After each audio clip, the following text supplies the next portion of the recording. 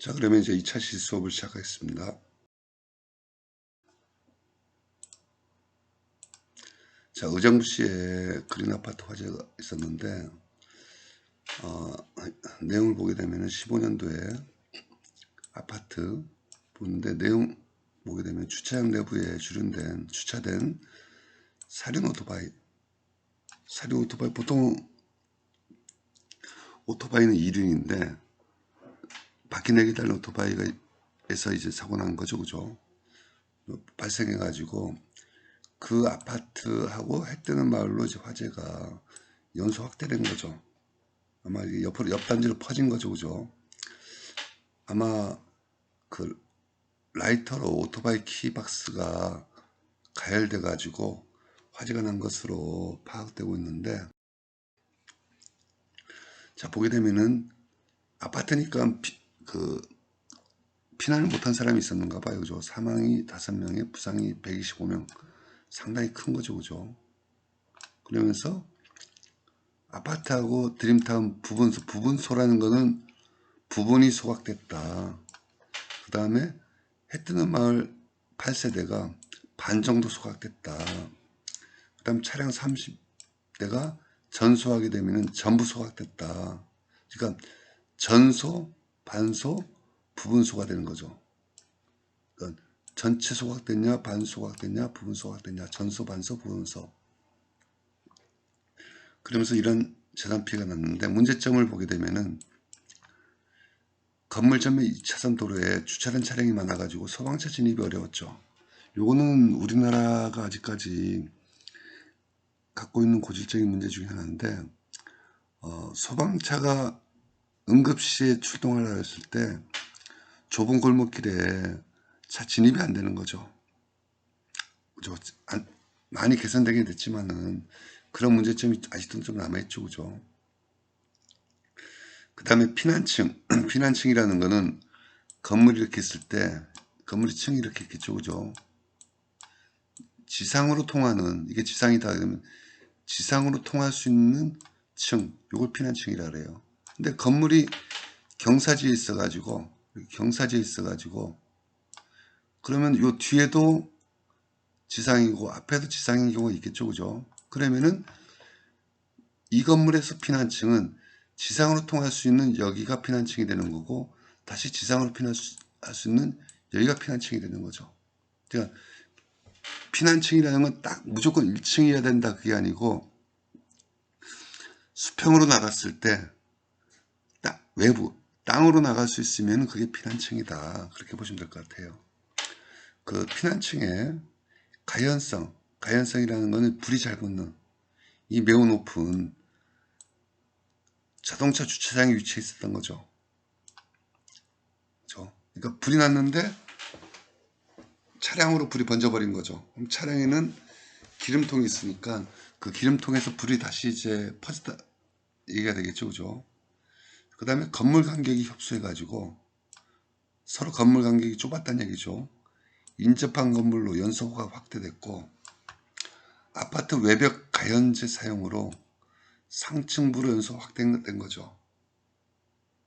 그 다음에 건물 후면이 철로 기체가 다녀가지고 차량이 진입할 수 없었다는 얘기죠. 즉 어떤 얘기냐, 건물이 이렇게 있을 때 불이 나게 되면은 불이 나겠죠, 그죠? 그러면은 앞에서도 불을 끄고 뒤에서도 불을 끌 수 있으면 효율적인데, 이 뒤쪽이 철길이 있다 보니까 뒤쪽으로 못 갔다는 얘기죠.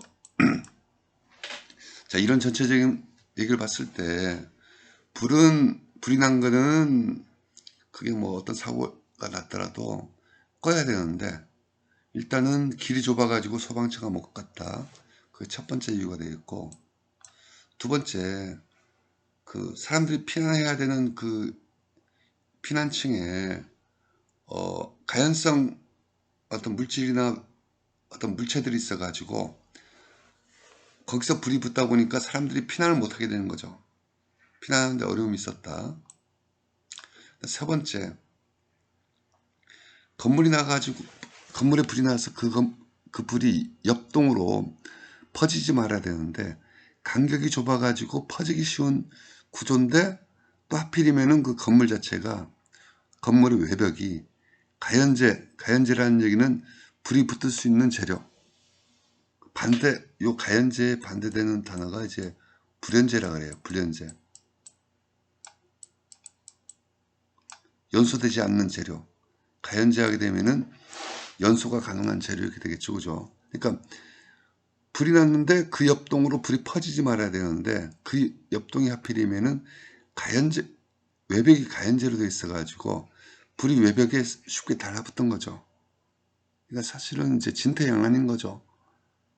그죠? 소방차는 진입하기 어렵고 지상층에는 차들이 많아가지고 지상 대피가 어려웠고 그 다음에 그 불이 하필이면 옆 건물이 가연제가 사용된 건물이다 보니까 옆으로 번져버린 거죠.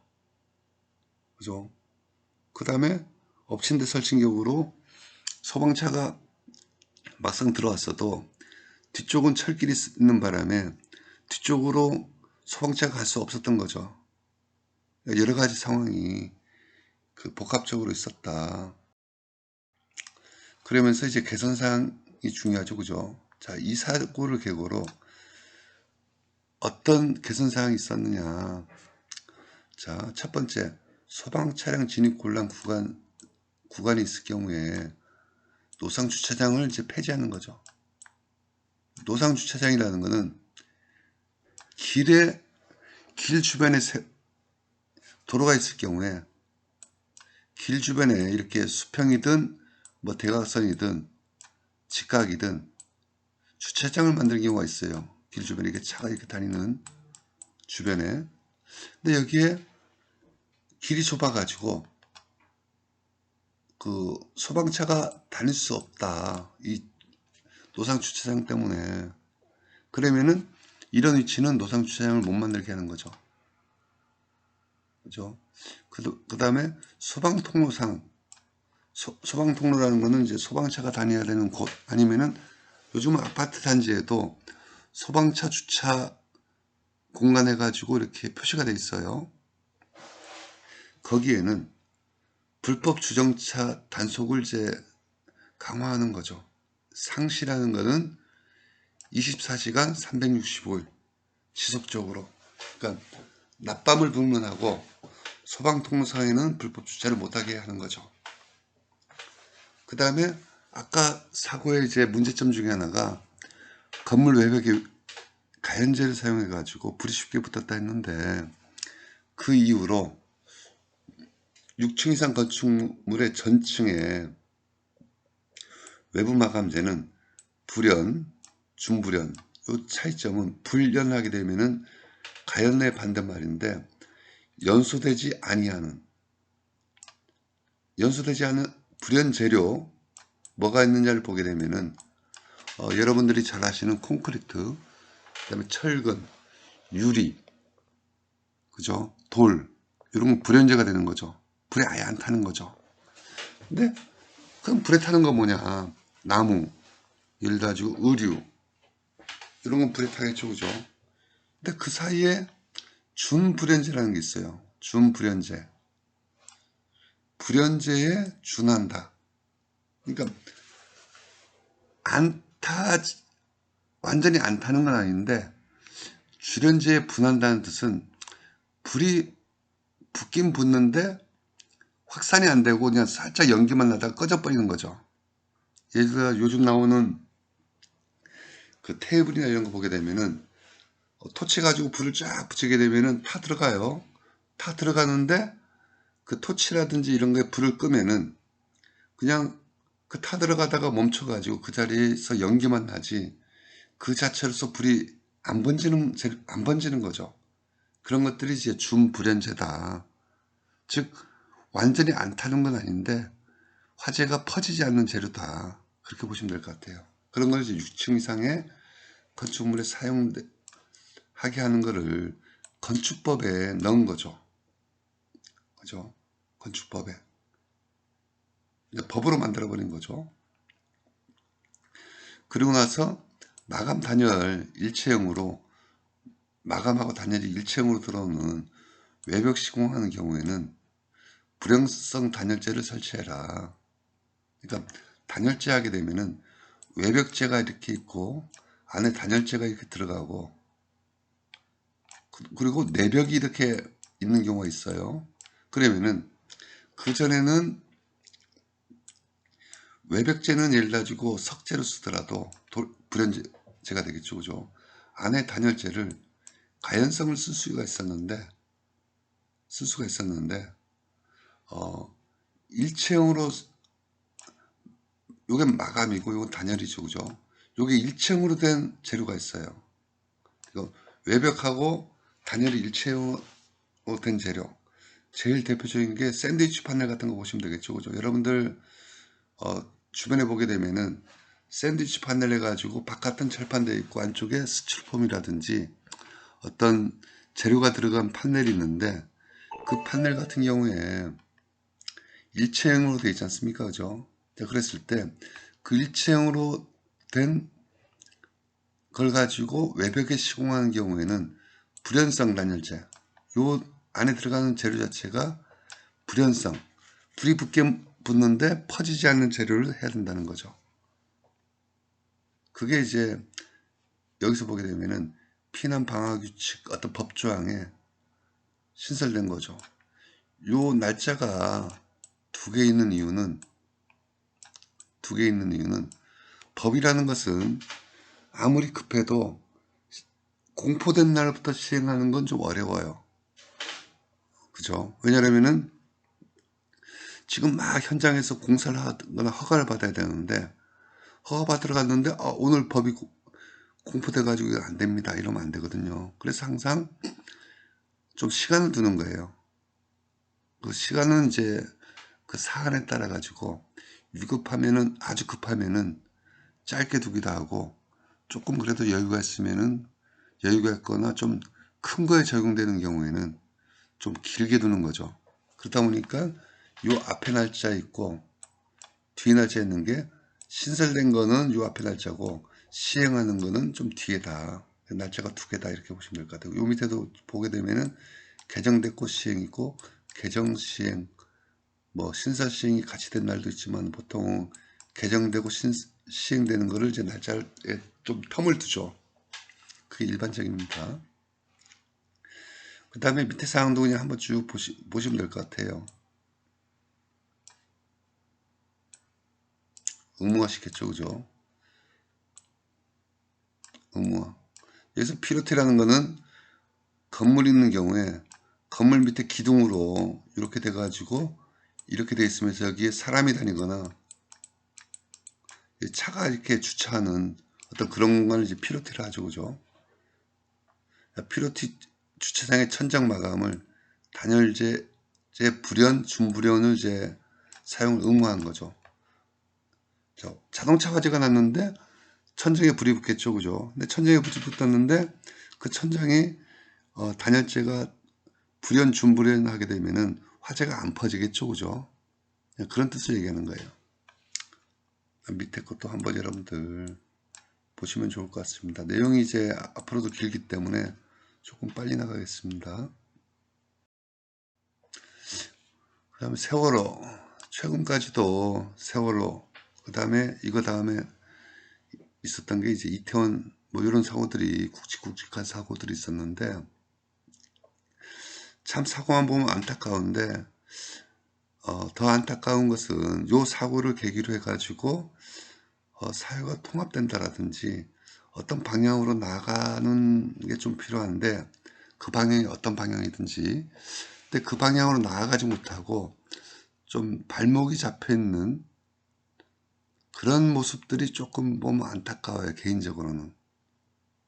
사고는 어쩔 수 없이 났어요. 그 사고가 물론 자연재해도 아니고 어떤 과실에 의해 가지고 경우에 따라서는 어떤 부정부패라든지 비리라든지 유착관계 때문에 일어난 것일 수도 있는데 그 사고가 일어난 걸 계기로 해가지고 그 이후에 수습이 돼야 되고 그 다음에 그로 인해 가지고 아픈 사람 상처받은 사람들을 치유해 줘야 되고 그리고 사회가 통합적으로 나가서 다시 건전한 사회가 돼야 되는데 그런 부분들이 조금 안 된 부분들이 있어가지고 조금 안타까운데, 뭐 개인적인 그 의견이기 때문에 그냥 뭐 보시면 될 것 같고, 14년도 일어났죠, 그죠? 그럼 10년이 훨씬 더 넘은 것으로 보시면 되는데, 정확한 원인은 규명되지 않고 많은 가설들이 뭐 암초에 부딪혔다라든지 아니면은 화물이 너무 많이 실어가지고 배에 구멍이 뚫려가지고 그로 인해 가지고 침수됐다라든지 아니면 밑에 어떤 잠수함이라든지 뭐 어떤 사고로 인해 가지고 뭐 어떻게 됐다, 이런 가설들이 있는 거죠. 모르는 거죠, 사실은. 사고 원인 자체가 밑에 보게 되면은 암초설도 있고 항로 이탈설도 있고 보건력이라는 건 배가 떠야 되는데, 이 세월호 같은 경우는 불법으로 개조한 부분이 있다 보니까 배의 어떤 그 기본이 되는 어떤 그런 부분들을 못 갖추고 화물을 실는 부분들이 있었던 거죠. 그런 이제 종합적인 원인이 있어가지고 딱히 어떤 원인이 있었노 인해 가지고 이 배가 사고가 났는가, 그런 거에 대해서 원인을 규명을 못하고 있다는 거죠. 그건 아직도 못하고 있죠, 그죠? 사망이 상당히 많아요. 295명. 그죠? 이렇게 사망이 많았던 이유는 수학여행을 가면서 학생들이 타고 있었는데, 그게 화물선이 아니고 화물 플러스 여객선이다 보니까 여객선이 침몰되게 되면은, 여객선이라는 거는 구조적으로 하나의 방이지 않습니까? 그죠? 방이면은 한쪽에는 창문이 있고 한쪽에는 문이 있는데, 배가 기울어 버리게 되면은 창문하고 문하고 기울어졌겠죠, 그죠? 그러면은 배가 만약에 창문 쪽으로 기울었다, 이렇게 기울었다 하게 되면 여기는 창문이 있고 여기 문이 있는데 사람이 기울었으니까 일로 쏠렸겠죠, 그죠? 그럼 이게 바닥이니까 이렇게 올라갈 수 있는, 그게 어려워요, 사실은. 어렵기도 하고 어떤 재난에 대한 제대로 된 안내가 없다 보니까 이제 그 방에 있던 어린 학생들의 상당수가 이제 사망에 이르게 된 거죠. 저 안타까운 사실이죠, 그죠? 자, 어쨌든 간에 그 피해의 원인이 아직까지도 밝혀지지 않았다는 게 이제 가장 큰 문제점 중에 하나가 되겠고, 그다음 방지 활동이 미흡했던 거죠. 미흡하다 보니까 빨리 구해낼 수가 없었던 거죠. 그죠? 자, 결론에서 이제 문제점을 보게 되면은, 자, 해난사고 인명구조에 대한 전문성이 부족했고, 그죠? 그 다음에 개선적으로 보게 되면은, 그런 사고가 우리나라 같은 경우는 진짜 잘 일어나지 않았고, 삼면이 바다다 보니까 사실은 여러 가지 좀 그 특수사항들이 있었던 거죠, 그죠?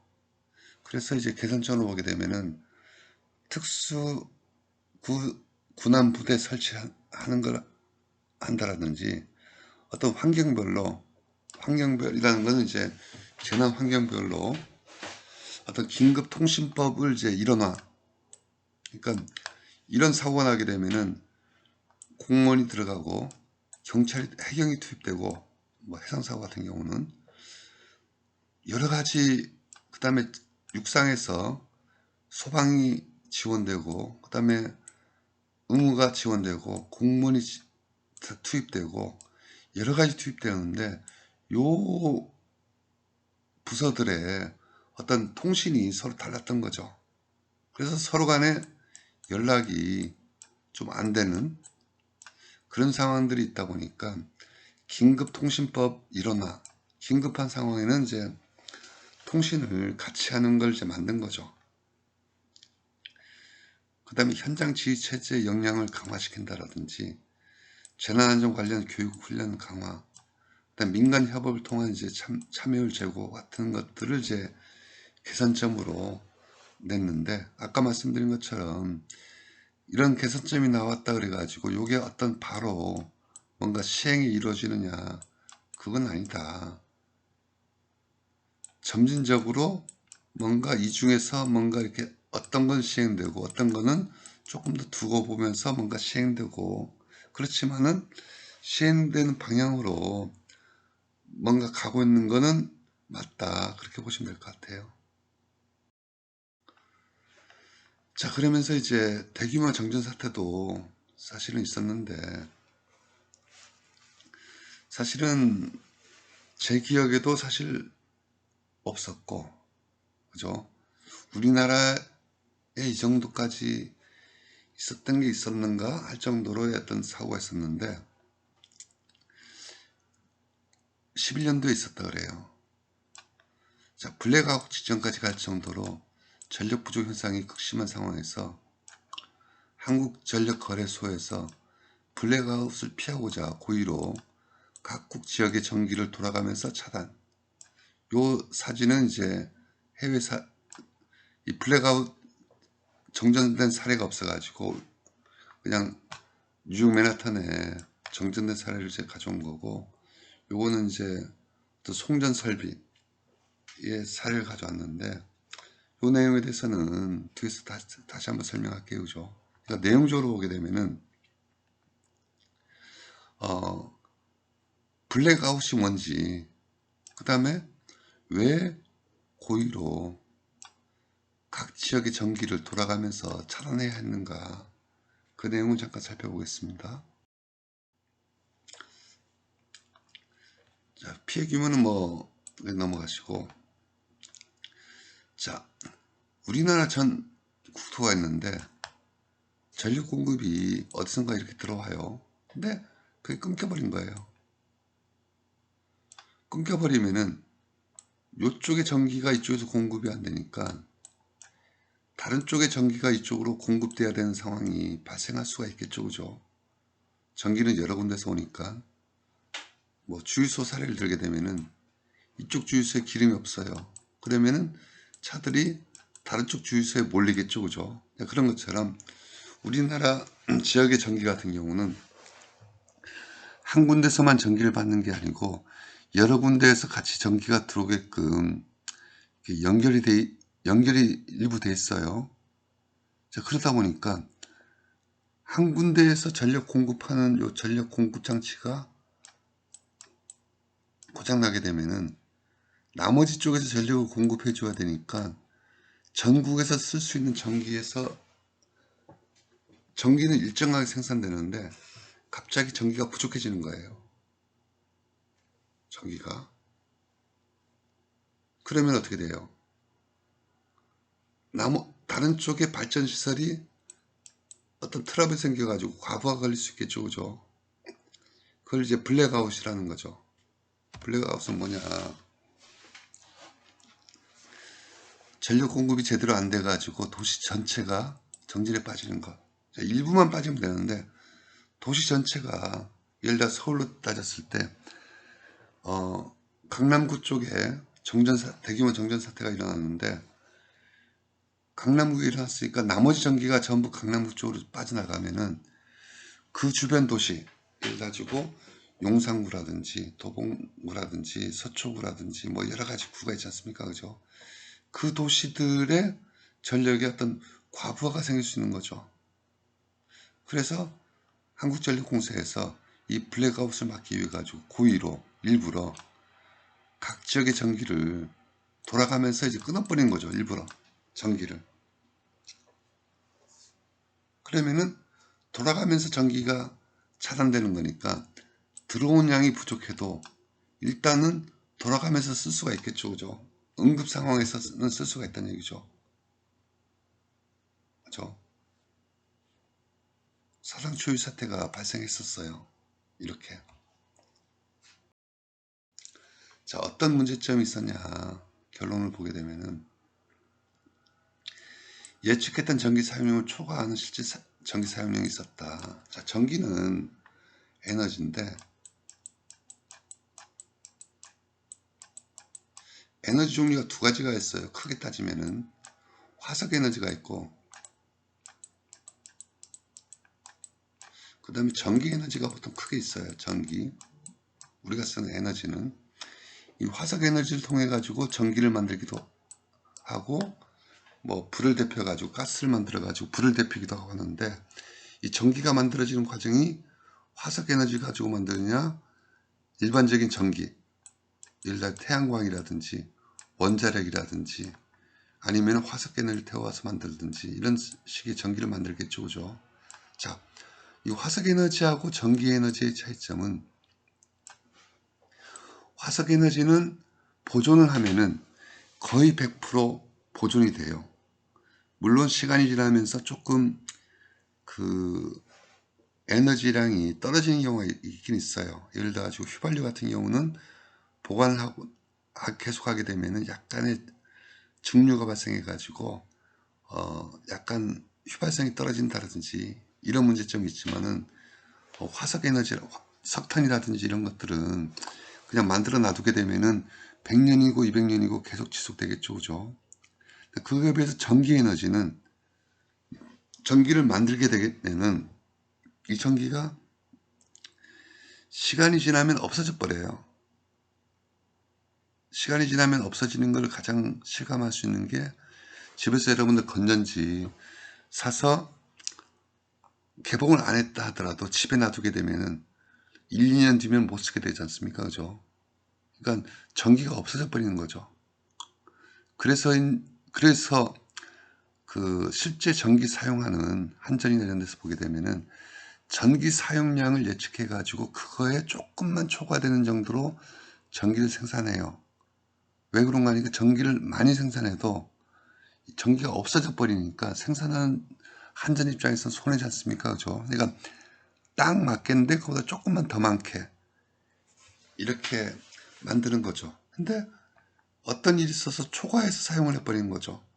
날씨가 급격하게 더웠다라든지 추웠다라든지 그러면은 초과해서 사용하니까 갑자기 전기가 과부하가 걸리는 거죠. 그 다음 두 번째는 전기를 절약하는 의식이 좀 부족하고, 그죠? 그 다음 세 번째, 블랙아웃을 막기 위한 지역순환 정전을 했으나 제대로 된 홍보나 전파가 이루어지지 않았고 예고 없이 일어났고, 그 다음 우리나라 같은 경우는 이런 경험이 적고 대비가 적었다. 그러면서 이제 이런 결론이 이루어진 거죠.